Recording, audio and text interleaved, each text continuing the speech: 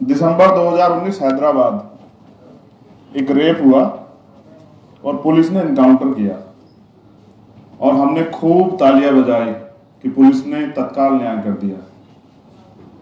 ये अच्छा हुआ, इससे सबक मिलेगा। लेकिन अभी मैंने कुछ दिन पहले पढ़ा कि वो एनकाउंटर फॉल्स था, वो झूठा एनकाउंटर था। सिर्फ सरकार को खुश करने के लिए निर्दोष लोगों को पकड़ के उनका एनकाउंटर कर दिया गया। सब लोग चुप। दूसरी एक घटना बिहार की है, लक्ष्मणपुर बाथे हत्याकांड। 50 से ज्यादा लोगों की हत्या हुई थी, 56 लोगों की, जिनमें बच्चे भी थे, और पेट चीर चीर के जो है छोटे बच्चों को निकाला गया था तलवार की नोक पे। इल्जाम लगा था रणवीर सेना। हाई कोर्ट ने नहीं, लोअर कोर्ट ने उनको सजा कर दिया आजीवन, और माननीय हाई कोर्ट ने बिहार के उनको बरी कर दिया। मतलब हमें जानने में कोई इंटरेस्ट नहीं कि उन 56 लोगों की हत्या किसने की, जैसे वो 56 इंसान नहीं थे, वो 56 कीड़े मकोड़े थे। फिर तीसरी घटना जो अभी मैंने बहुत जल्द ही 1 साल पहले देखी, वो घटना नेमावर की आदिवासियों की। अगर आपको याद हो, एक बच्ची और उसके परिवार के 4 लोगों की हत्या करके जो है वो एक गड्ढे में, बड़े से गड्ढे में डाल दी गई थी। मैं और मध्य प्रदेश के हमारे साथी सब लोग, हम लोग जयेश और सब लोग गए थे। जब ये पता लगा कि सरकार सुनवाई नहीं कर रही, और हमने मांग की कि सीबीआई जांच होनी चाहिए। मैं हिमांशु जी की ओर आ रहा हूं। बड़ी मुश्किल से उस आंदोलन के दबाव में सीबीआई जांच की जो है घोषणा हुई। लेट शुरू हुई, लेकिन जब वो शुरू हुई तो नए 7-8 लोगों को उसमें आरोपी बनाया गया। ये इस बात का प्रमाण है कि अगर कहीं अन्याय हुआ है और उसको न्याय हम लोग दिलाना चाहते हैं तो उसके लिए जांच जरूरी है। और यही मांग तो कर रहे हैं हिमांशु जी, और कोई नई मांग नहीं कर रहे हैं। चंदा नहीं मांग रहे हैं सरकार से, ना नई नौकरी मांग रहे हैं। रिटायरमेंट के बाद वो पार्ट टाइम जॉब साहब बोले ना वकील साहब हमारे, कि वो जो रिटायरमेंट के बाद वाली जॉब है वो नहीं मांग रहे। मैंने सोनी दीदी को भी सुना, अक्सर मुझसे बात उनकी होती रहती। उन्होंने मुझसे पहले भी, जब बस्तर में कुछ हुआ था, उन्होंने मुझसे कहा आ जाओ। और मैं पूरे देश में घूमता रहता हूँ। सुबह उठने के बाद जब हम अखबार पढ़ते हैं, टीवी देखते हैं, टीवी में तो कम, लेकिन अखबार में या बहुजन मीडिया के कुछ चैनल्स वगैरह में मिल जाता है। अब तो आंसू भी सूख गए। रेप, हत्या, डकैती, चोरी, लूटपाट। हम भारत में रहते हैं, और भारत तमाम जाति धर्मों से बना हुआ एक देश। इसको संगठित किया गया संविधान के जरिए। यहां चोर, हत्या, रेपिस्ट हैं तो यहां अच्छे लोग भी। उसी तरह से चोर, रेपिस्ट, हत्यारों का सम्मान नहीं होता, लेकिन अच्छे लोगों का सम्मान होता। उनको सुनने वाले लोग होते हैं, उनकी बात का अनुसरण करने वाले लोग होते हैं। आज भी बाबा साहब के नाम पे हम लोग, लाखों लोग जिंदगी कुर्बान करने के लिए तैयार। ये इस बात का प्रमाण है। आज बाबा साहब नहीं है। उसी तरह से जो अच्छे लोग हैं, चाहे वो सुरक्षा दल के हो, पुलिस के, हम लोग उनका सम्मान करते हैं। लेकिन जो अपराध करेगा हम उसका सम्मान नहीं करेंगे, किसी भी कीमत पे नहीं करेंगे। उसके खिलाफ हम लोग लड़ेंगे, और तब तक लड़ेंगे जब तक उसको सजा नहीं मिलती। क्योंकि अपराध के लिए कानून एक, चाहे वो मेरा द्वारा किया गया हो या फिर जज साहब के द्वारा किया गया। यहां जितने हमारे साथी बोले ना, वो सब पीड़ा बोलते रहे, बोलते रहे, बोलते रहे। और मैं सोचता था, कभी कभी तो ऐसा लगता था कुछ को सुन के, आज तो मैं धन्यवाद देता हूं हमारी महिला शक्ति का, कि जब वो इतना दम से बोलने लगी हैं, वो इतने दम से बोल रही हैं, इसका प्रभाव बहुत लोगों पे पड़ने वाला है, और बहुत लोग उनको सुन के तैयार हो। लेकिन मैं किसी डरी हुई एजेंसी से डर जाऊं, घबराई हुई एजेंसी से डर जाऊं, वो भी वो एजेंसी जिसको मैं, जो मेरे खून पसीने कमाई से, जिसको जो है ना टैक्स, मेरे टैक्स से जो चलती है, उनको तनख्वाह हमारे पैसे से मिलती है, उस सुप्रीम कोर्ट, डरे हुए सुप्रीम कोर्ट से नहीं डर सकते हम लोग। बेसिकली समझना पड़ेगा ना कि सुप्रीम कोर्ट है क्या। क्या है सुप्रीम कोर्ट? सुप्रीम कोर्ट वो है जिसमें जो जज साहब बैठे हैं ना, वो, उनको तनख्वाह हमारे टैक्स से मिलती है। वो बेसिकली हमारे लिए बैठे हैं, वो सरकार और पुलिस के लिए नहीं बैठे हैं। और वो जो जॉब ढूंढ रहे हैं उनके फैसलों पे हम लोग डर जाएं, कभी कभी भी नहीं हो सकता। ये भगत सिंह का देश, यहां तो अन्याय के खिलाफ बलिदान हुए, हम उनको मानने वाले लोग कैसे डर सकते हैं? तो स्पष्ट है कि मुझे कुछ ज्यादा उम्मीद है कई फैसलों से सुप्रीम कोर्ट नहीं, और सुप्रीम कोर्ट गलत हो सकता है, मेरे पास इसके एविडेंस है। हमारे यहाँ 2 मामले, SC/ST प्रिवेंशन एक्ट का जो मामला है उसको बाद में सुप्रीम कोर्ट ने रिजोल्व किया, बदला ना सुप्रीम कोर्ट ने, कहा कि नहीं ठीक है, पहली बार में गिरफ्तारी हुई FIR लिखने के बाद, तो सुप्रीम कोर्ट से मिस्टेक हो सकती है। लेकिन अगर वो सुप्रीम कोर्ट जो सरकार के हिसाब चलेगा उसकी बात हम लोग मानने लगे तो फिर सरकार ही सब कुछ हो जाएगी। ये भारत और ये संविधान तो चलता है। मैं जहां तक इस पूरे मामले को समझ पाया या तिसलता जी के मामले को समझ पाया, पहली बात तो मैं सिलेक्टिवली नहीं लड़ता हूं। हिमांशु जी से मेरा गहरा रिश्ता है। जब मैं NSA में जेल में था, ये मुझे नहीं जानते थे मगर ये पैदल यात्रा करके सहारनपुर गए मुझसे मिलने के लिए। सरकार ने मिलने नहीं दिया, वो एक अलग बात है, क्योंकि चाहे कन्याकुमारी से और कश्मीर तक सत्ता का चरित्र एक होता है, ये मैंने देखा। और यही बात प्रशांत जी भी कह रहे कि सरकार किसी की हो, चंद पूंजीपतियों की जेबें भरने के लिए अगर सरकार काम करेगी और सुप्रीम कोर्ट का समर्थन करेगा तो हम उसका विरोध करेंगे। जैसा मैंने कहा कि मामले सिलेक्टिव, जब सुप्रीम कोर्ट अच्छा काम करेगी हम उसका भी समर्थन करेंगे, हम उसको भी आदर्शवादी न्याय के रूप में देखेंगे। लेकिन जब सुप्रीम कोर्ट के जरिए अन्याय होगा तो हम उसको भी, और देखो ये सुप्रीम कोर्ट, फिर कह रहा हूं, जब हम टैक्स देते हैं तो हमें उसके हर फैसले पर नजर रखनी चाहिए।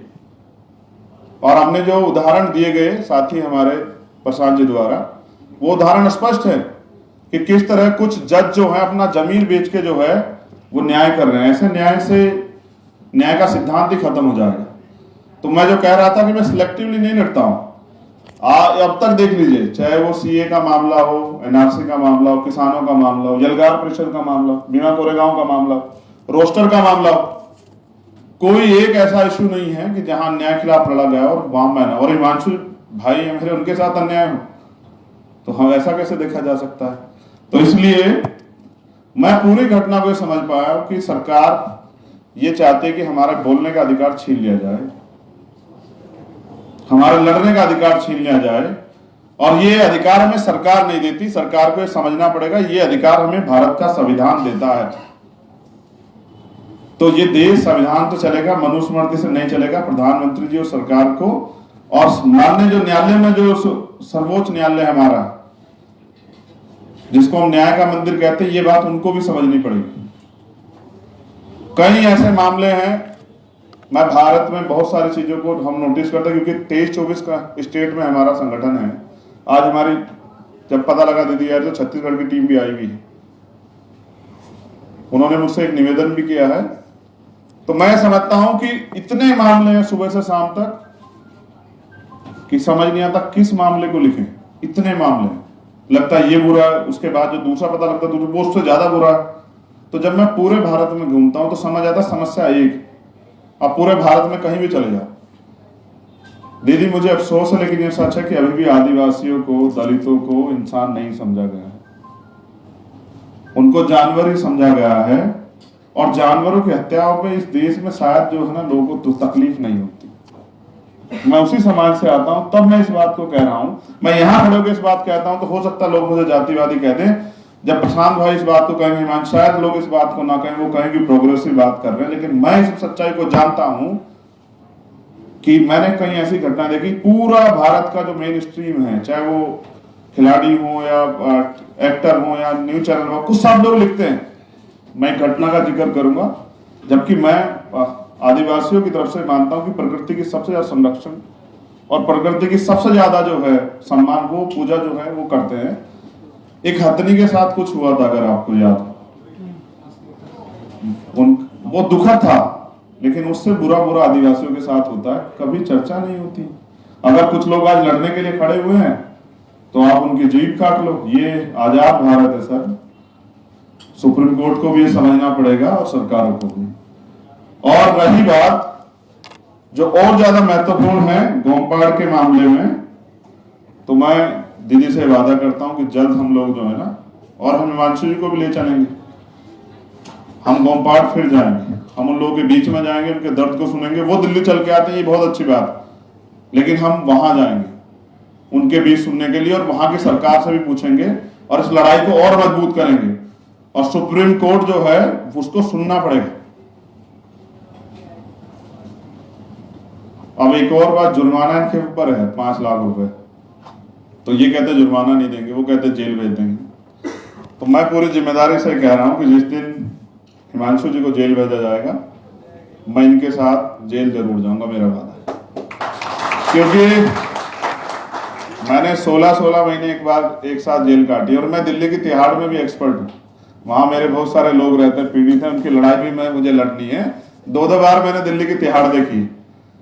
जब मैं फर्स्ट टाइम गया तो मेरे लिए नया था, जब मैं सेकंड टाइम गया तो लोग मुझसे पूछ रहे थे कि लोग यहाँ से जाने को तरसते हैं, आप कैसे चले आए? तो मैंने उनसे एक ही बात कही कि आप लोगों की याद खींच लाई, और आज मैं यहाँ हूँ तो इन सब की वजह से जो अपने जीवन की परवाह न करते हुए लड़ रहे हैं। और अगर कोई लड़ रहा है तो अगर ज्यादा कुछ नहीं कर सकते तो आपको उसका साथ देना चाहिए। और मैं यहाँ ये बताने के लिए हूं कि हम आपके साथ हैं हिमांशु भाई, और आखिरी दम तक लड़ेंगे। मैं अंबेडकरवादी,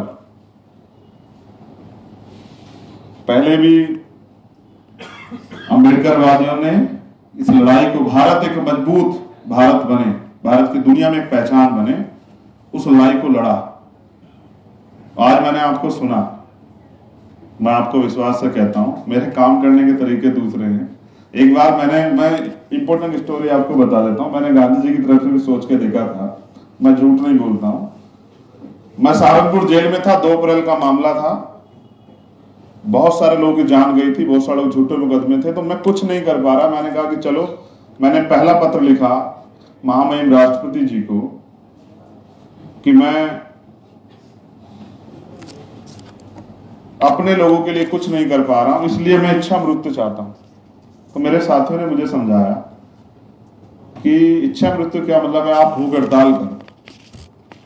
तो यहां मैं इस अनशन से मैं गांधी और भगत सिंह दोनों को जोड़ देता हूं। मगर आप विश्वास करेंगे, मेरा अनुभव इतना कड़वा है कि 8 दिन में भूख हड़ताल पे रहा। मीडिया ये लिखता रहा हमारे लोगों को, जेल में मेरे मिलने वालों के रास्ते बंद हुए कि चंद्रशेखर 3 टाइम खाना खा रहे हैं, और वो भूख हड़ताल पे नहीं। और जेल में आप भूख हड़ताल करते हो तो एक और मुकदमा है। लेकिन फिर एक साथी मुझसे मिलने के लिए आए, उन्होंने मुझसे कहा कि सरकार भी चाहती है आप मर जाओ, और आप खुद भी मरना चाह रहे हो, तो आप सरकार का काम आसान कर रहे हो। इस बात का अर्थ ये कि मरने से काम नहीं चलेगा, लड़ने से काम चलेगा। और लड़ने में अगर शहादत होती है तो उस शहादत देने को हम लोग तैयार हैं, लेकिन ना अन्याय के खिलाफ झुकेंगे और ना ही झूठी डरी हुई सजनसी जो नौकरी के लिए फैसले सुना रही, ऐसी सरकार से भी, ऐसे सुप्रीम कोर्ट से भी नहीं डरेंगे। और मैं मानता हूं जब तक कॉलेजियम सिस्टम नहीं खत्म होगा, जब तक all India judicial service commission नहीं बनेगा, तब तक न्यायपालिका से न्याय की उम्मीद करना इस देश के शोषित वर्ग की बेवकूफी है। और मेरी बेवकूफी, मुझे बेवकूफी की आदत नहीं है, ना मेरे अंदर गलतफहमी। बहुत बहुत धन्यवाद, इस विश्वास के साथ कि सुप्रीम कोर्ट अपनी गलती सुधारेंगे। अगर नहीं भी सुधारते तो आप विश्वास कीजिए कि जब आप चलेंगे भारत की जेल की तरफ, तो शायद मेरा ऐसा मानना है कि दिल्ली की सड़कों पे पैर रखने की जगह नहीं बचेगी। लड़ने वाले बहुत हैं, आप आगे बढ़ के लड़िए, हम सब लोग आपके साथ।